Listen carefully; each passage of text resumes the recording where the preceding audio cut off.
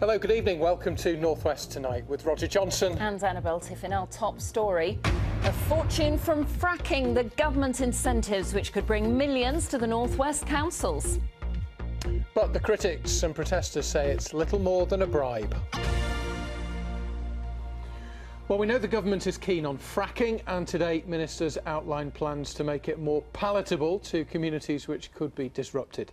In essence, they're offering a tax windfall to local councils which agree to sign off licences. Fracking, of course, is the process of shattering rock deep underground, releasing shale gas to produce energy. But it's controversial, and this weekend hundreds of protesters marched in Salford against it. Here's our political editor now to explain how the government plans would work. Arif. Thanks, Annabelle. At the moment, councils keep 50% of any business rates they collect, but the government's going to allow them to keep all the business rates from fracking. It's said to be worth about £1.7 million a year for a typical site. Bring jobs and investment and industry and competitiveness to the North West. It's part of our long-term economic plan. It could provide 74,000 jobs across the country. The North West has got some real advantages, and I want to make sure that local people, local taxpayers benefit, and that's why we're making the announcements today. I'm very pleased that this is what I would call a start. It's a movement by government to keep 100% of business rates. But I'd like to keep 100% of business rates for all my businesses, actually, so that I can actually deliver the services to my residents. So in that case, it's a step forward. But it's not just councils that would get paid. At the moment, companies are only test drilling. But if they step up to an actual test frack, they must pay the local community £100,000. And if the company then goes ahead with commercial fracking, they must hand over a further 1% of revenues, worth somewhere between £5 and £10 million over a site's lifetime. Some MPs say that's still not enough. In the United States, they get 5 to 7% of revenues. The amount is £266 billion of extractable gas in the Boland Shale. And I think if the government's going to take 62%, we certainly can get more than the 1% that's on offer. And I would hope it climbs up towards 5, 10%. Now, we've seen further demonstrations in Salford today and over the weekend against fracking. But remember, it's not those people the government's trying to convince. It's ordinary voters out there in the affected communities. And we've also heard this evening that Cheshire East councillors said it won't be fracking no matter how good the financial incentives. Annabelle. Arif, thanks very much. So will the financial incentives be enough to placate those opposed to fracking? Our environment correspondent Judy Hobson has been getting reaction from people living near proposed sites in Lancashire. Yeah, she also visited Barton Moss in Salford, where protesters today continued their efforts to prevent vehicles getting into the gas drilling site. The government may be backing it, but fracking remains controversial. Today, anti-fracking campaigners at Barton Moss tried to prevent vehicles getting to the drilling site run by energy company iGas.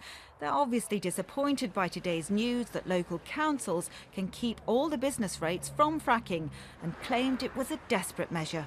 I think this naked bribery shows they've lost the argument. I mean, where are the tax breaks for renewable energy-saving technology? All those tax breaks have been cut by this government. Trying to bribe public opinion just simply won't work in this case. But in some areas, the reaction is more positive. This is Lytham St Anne's. Lancashire County Council is set to benefit from the changes, as there are several potential fracking sites in the area. Yes, we should keep the money that's gained from it, yes. It should go back into the area instead of the government having it, really. Other areas might think it's unfair that they're not getting a share of that income, but yes, it'll be good for this area, I think. Communities close to drilling or fracking sites will benefit the most, as energy companies are giving a one-off payment of £100,000 plus 1% of any profits. Today, Quadrilla, which operates on the Fylde coast, said it would give the money to the Community Foundation for Lancashire and for them to work out how to distribute it. So, I mean, it'd be difficult for us to come along and define what the local community is. Is it just a village? Is it a 2-mile radius? No, it's about the people who are part of this, who need the funds, who want the funds for projects, and we want to make sure it goes to the right people. The payments of £100,000 could be given within the year, but that means little to those who want the process stopping altogether. Judy Hobson, BBC North West Tonight, Lytham St Anne's. Well, the decision to allow councils to keep the business rates from fracking sites has been called a bribe by critics. Earlier, I asked the Energy Minister, Michael Fallon, if it was.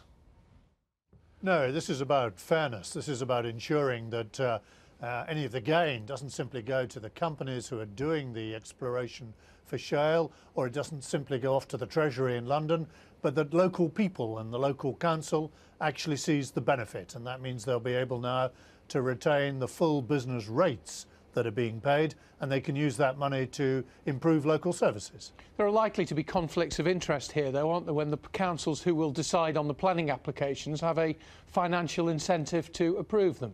Well, the councils already can set various requirements through Section 106 agreements when it comes to giving various permissions, and this is no different from the existing arrangements there are for wind farms and for big solar farms.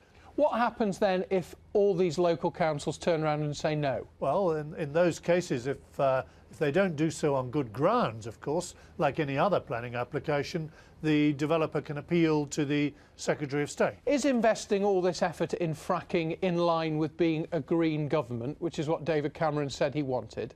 Yes, it's a greener fossil fuel than many of the others. That's a complete oxymoron, a green fossil fuel. Does such a thing exist? Yes, there are different types of gas. This is a greener gas that is less polluting than other types of gas, and it's a homegrown source of energy.